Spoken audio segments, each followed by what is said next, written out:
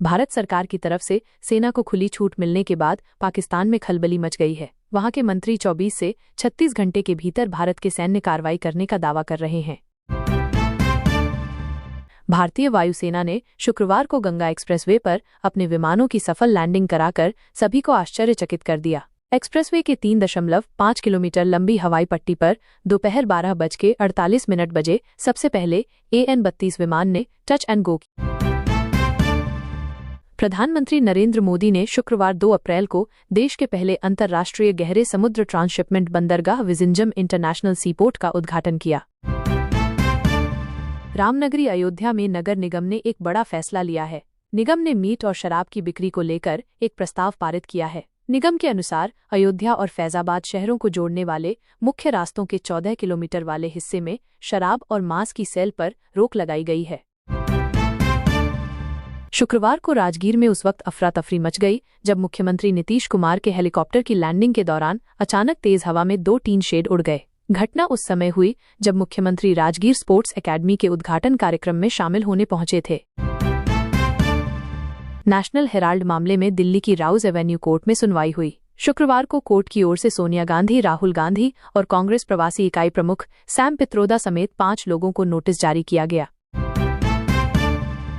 जम्मू कश्मीर के पहलगाम में हुए आतंकी हमले के बाद देश भर में आक्रोश का माहौल है। आम जनता से लेकर राजनेता तक हर कोई पाकिस्तान के खिलाफ सख्त कदम उठाने की मांग कर रहा है। दिल्ली NCR में शुक्रवार की सुबह मौसम ने करवट ली है। तेज हवाओं और गरज के साथ भारी बारिश हो रही है। इससे कई इलाकों में जलजमाव हो गया है।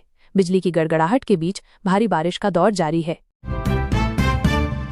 अगर आप चाहते हैं कि आपको हर महत्वपूर्ण खबर सबसे पहले मिले तो हमारे चैनल तिजारा मीडिया को लाइक और सब्सक्राइब करें।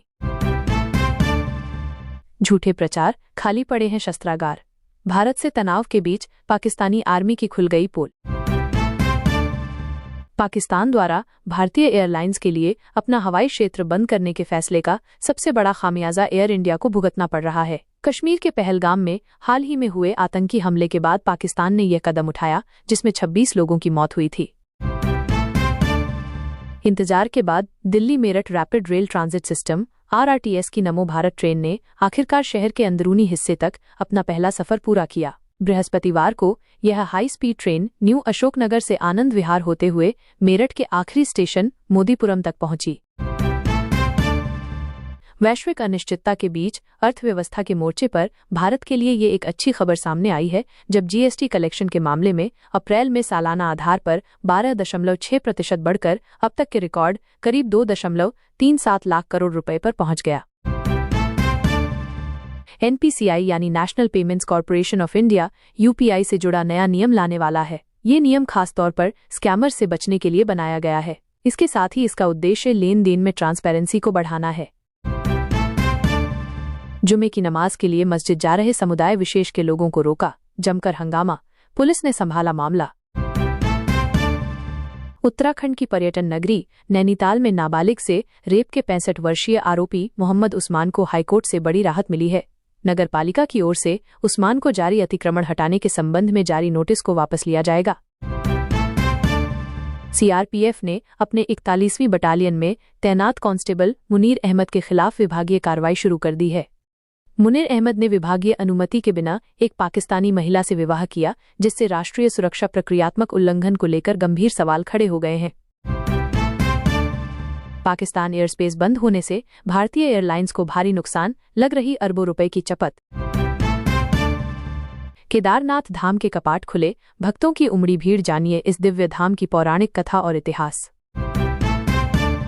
झारखंड विधानसभा चुनाव में अपनी प्रचंड जीत से उत्साहित झारखंड मुक्ति मोर्चा अब पड़ोसी राज्य बिहार में भी अपना परचम लहराने को तैयार है। झारखंड मुक्ति मोर्चा के प्रवक्ता मनोज पांडे ने बताया कि झारखंड मुक्ति मोर्चा 16 सीटों पर चुनाव लड़ने की तैयारी कर रही है। जम्मू कश्मीर के पहलगाम में हुए भीषण आतंकी हमले के बाद भारत के कड़े जवाब की आशंका से पाकिस्तान में घबराहट का माहौल दिख रहा है। इसी बौखलाहट या डर के चलते पाकिस्तान ने अब एक नया कदम उठाते हुए अपने देश के सभी FM रेडियो स्टेशनों पर भारतीय गानों के प्रसारण पर पूरी तरह से रोक लगा दी है। दिल्ली की सड़कों पर आज उतरेंगी 400 नई बसें, क्या होगा रूट और कितना किराया? सरकार के फैसले पर भड़क उठे मुस्लिम, कहा हिंदुओं के खिलाफ ऐसा नहीं करना चाहिए। आप भी जोमेटो ऐप पर झटपट खाना मंगाने की सोच रहे थे तो ये खबर आपके लिए है। जोमेटो ने हाल ही में बिना कोई शोर शराबा किए अपनी 15 minute food delivery service quick को ऐप से हटा दिया है।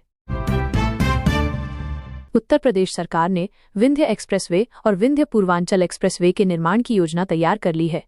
दोनों एक्सप्रेसवे का निर्माण जुलाई से शुरू होने की संभावना है। जम्मू कश्मीर के पहलगाम में हुए अटैक की पूरी विश्व में निंदा की गई है। इसी बीच मुस्लिम देश ईरान भारत के साथ खड़ा हुआ है। ईरान के विदेश मंत्री अब्बास अराघची ने भारत और पाकिस्तान के बीच मध्यस्थता कराने के अपने इरादे सामने रखे थे।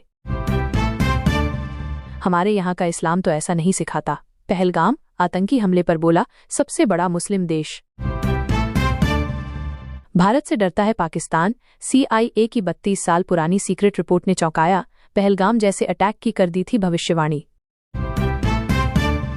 भारत और पाकिस्तान के बीच में युद्ध की स्थिति बनी हुई है। आशंका जताई जा रही है कि भारत पाकिस्तान पर हमला कर सकता है। हालांकि ये कितना संभव है, इसको लेकर कोई आधिकारिक जानकारी तो सामने नहीं आई है। अगर आप चाहते हैं कि आपको हर महत्वपूर्ण खबर सबसे पहले मिले तो हमारे चैनल तिजारा मीडिया को लाइक और सब्सक्राइब करें।